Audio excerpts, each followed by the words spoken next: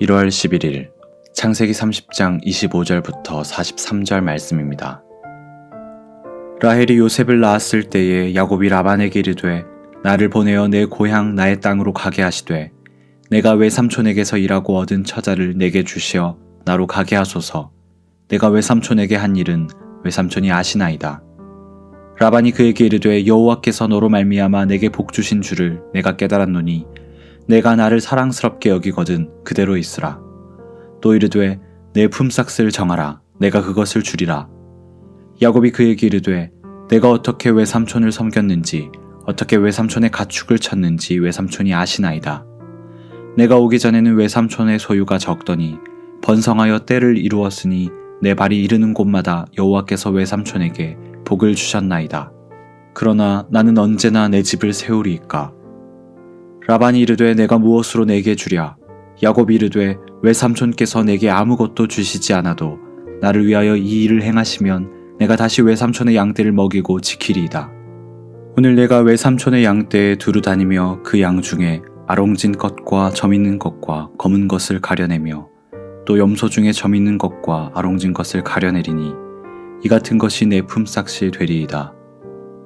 후일에 외삼촌께서 오셔서 내 품삯을 조사하실 때에 나의 의가 내 대답이 되리이다.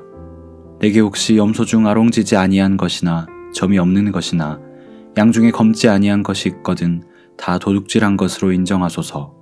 라반이 이르되 내가 내 말대로 하리라 하고 그날에 그가 순염소 중 얼룩무늬 있는 것과 점 있는 것을 가리고 암염소 중 흰 바탕에 아롱진 것과 점 있는 것을 가리고 양 중에 검은 것들을 가려 자기 아들들의 손에 맡기고 자기와 야곱의 사이를 사흘 길이 뜨게 하였고 야곱은 라반의 남은 양떼를 치니라.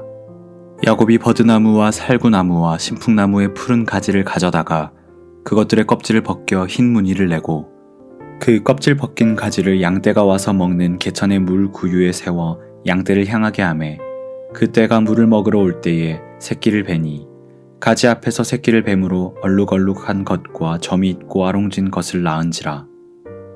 야곱이 새끼 양을 구분하고 그 얼룩무늬와 검은 빛 있는 것을 라반의 양과 서로 마주보게 하며 자기 양을 따로 두어 라반의 양과 섞이지 않게 하며 튼튼한 양이 새끼 뵐 때에는 야곱이 개천에다가 양떼의 눈앞에 그 가지를 두어 양이 그 가지 곁에서 새끼를 베게 하고 약한 양이면 그 가지를 두지 아니하니 그렇게 함으로 약한 것은 라반의 것이 되고 튼튼한 것은 야곱의 것이 된지라.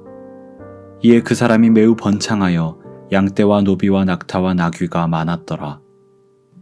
오늘 말씀의 제목은 사람은 사용의 대상이 아니라 사랑의 대상이다입니다. 사람이라는 존재는 나의 유익을 위해서 이용할 대상이 아니고 있는 그대로 아끼고 사랑해 주어야 할 존귀한 존재라는 메시지입니다. 당연한 메시지일 수도 있지만 현실은 그렇지 못한 경우가 많습니다.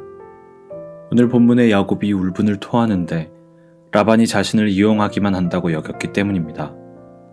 조카가 먼 길을 떠나 외삼촌 집에 왔는데 벌써 그 세월이 20년 가까이 됩니다. 그런데 그동안 야곱은 열심히 일만 했을 뿐 변변한 살림을 이루지 못했습니다. 외삼촌 라반이 너무나 박하게 대했기 때문인데 이에 불만을 품고 떠나려 합니다. 그제야 라반이 품삯을 제한하는데 이 역시도 조카를 아낀다기보다 그의 쓸모 때문인 듯 해서 씁쓸합니다. 물론 사람을 대할 때 유불리와 쓸모를 전혀 도외시할 수는 없겠지만 오로지 그것에만 집중한다면 그것은 성도의 모습이 아닐 것입니다.